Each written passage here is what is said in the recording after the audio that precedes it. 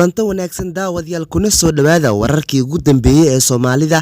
Qodobada aad ku daawan doontaan waxaa ka mid ah taliyihii ciidanka NISA ee magaalada Dhuusamareeb oo qarax lagu dilay, madaxweyne Farmaajo u hambalyeeyay gudoomiyaha Midowga Afrika iyo ku-xigeenkiisa, ra'iisul wasaaraha Itoobiya Abiy Ahmed oo sheegay inay ka shaqeynayaan xasilinta Soomaaliya, madaxda dowlad goboleedyada dalka oo sii joogaya magaalada Dhuusamareeb, guddiga lagu muransan yahay ee doorashooyinka oo war xasaasi ah soo saaray. Qodobadaas iyo qodobo kale ayaad ku daawan doontaan. Gaadiid uu la socday taliyihii ciidanka nabad sugidda ee magaalada Dhuusamareeb ayaa waxaa qarax miino lagula eegtay meel u dhow deegaanka Ceeldheer oo 30 kiiloomitir u jira caasimadda Galmudug ee Dhuusamareeb. Ila deegaanka ah iyo mas'uuliyiin ka tirsan Galmudug ayaa waxay sheegeen in qaraxa uu ku dhintay taliyihii ciidanka NISA ee Dhuusamareeb Cabdirashiid Cabdi Nuur Sheekh Doon oo lagu naaneysto Qooje iyo askar ilaalo u ahayd.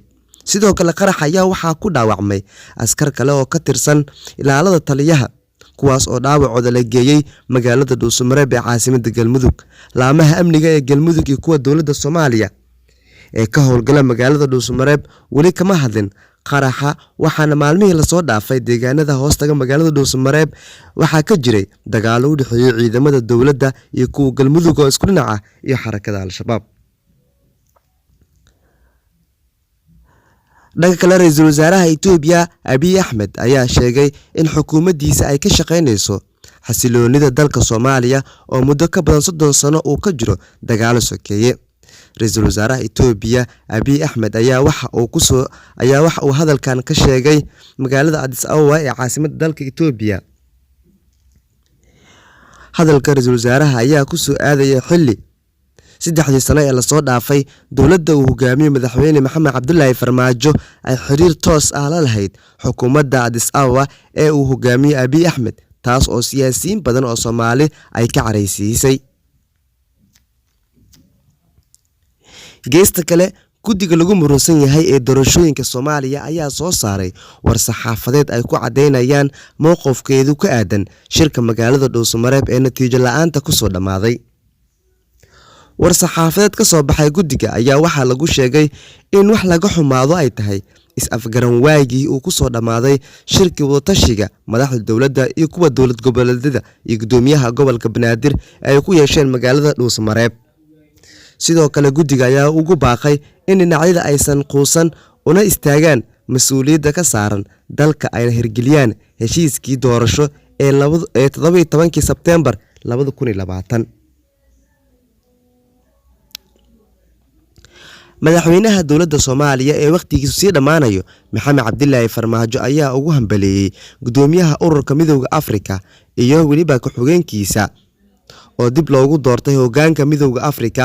war saxaafadeed ka soo baxay madaxtooyada Soomaaliya ayaa waxaa lagu sheegay in madaxweynaha uu adkeeyay muhiimadda ay leedahay in hogaamiyaasha qaaraddu ay wadajir ugu shaqeeyaan qorshaha heer qaaradeed ee ku aadan ilaalinta nabadda, ka hortagga colaadaha, hirgelinta yoolka horumarka waara ee qaaradda, la dagaalanka argagixisada iyo saboolnimada.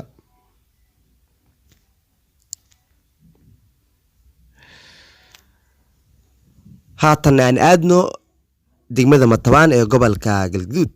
wararka laga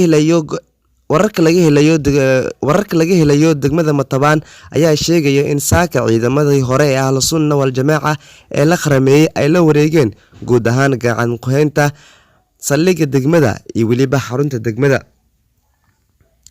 warar lagu kalsoonaan karo ayaa sheegaya in ciidamo taabacsan Ahlus Sunna oo wato gaadiidka dagaalka ay la wareegeen guud ahaan gacan ku haynta degmada Matabaan, waxaana hadda ay dhaqdhaqaaqyo ka wadaan kontaroolada laga soo galo degmadaas. waxaana wararku ay sheegayaan in ciidamo ka tirsan Galmudug aad u hubeysan ay ku soo wajahan yihiin degmadaasi. hore waxa uu sugnaa ciidamo ka tirsan kuwa xoogga dalka iyo kuwa Galmudug, balse ciidamadaas ayaa habeenkii xalay isaga baxay magaaladaas, waxaana dib ula wareegay ciidamada Ahlus Sunna ee hore loo qarameeyay. Dhuusamareeb haddaan ku laabano, madaxweynayaasha maamul goboleedyada ee hadda ku sugan Dhuusamareeb ayaa sii joogaya gudaha magaaladaas iyaga oo weli wada tashiyo ballaaran oo ku aadan xaaladda siyaasadeed iyo doorashooyinka dalka. madaxda maamulada Jubbaland, Puntland, Koonfur Galbeed, Hirshabelle ayaa ilaa muddo 2 cisho sii joogaya Dhuusamareeb iyagoo ka qayb galaya munaasabadda sanad guurida koowaad ee doorashadii madaxweynaha Galmudug Axmed Cabdi Kaari Qorqor. Sidoo kale madaxweynayaasha dowlad goboleedyada dalka ayaa xalay yeeshay kulan xaaladda dalka iyo khilaafka doorashada 2021. Shirkan oo saacado badan qaatay ayaa waxaa haddii la gaaro 8 February oo ah maalinka u dambeysa ee muddo xuleedka madaxweynaha Soomaaliya Maxamed Cabdullaahi Farmaajo. Waxaa sidoo kale la filayaa in madaxda maamulada shirkooda ay ka soo saaraan war murtiyeed ku aadan waxyaabihii ka wada hadleen iyo wax ay la tahay xaaladda cakiran ee dalka. Si kastaba kulamadan ayaa ku soo aadaya iyada uu natiijo la'aan ku soo dhamaaday shirkii watashiga ahaa ee ka socday magaalada Dhuusamareeb ee caasimadda Galmudug. Guud ahaan waa nageynta barnaamijkeeni oo aan kaga hadlaynay xaaladda Soomaaliya. Fadlan haddii aad ka cusub tahay channelkeena fadlan subscribe saar si aad u noqoto daawadaha ugu horeeya ee hela wararka warbixinada iyo dhacdooyinkii ugu dambeeyay ee ka dhaca Soomaaliya. Waa ku mahadsantihiin la socodkii daawashadiina.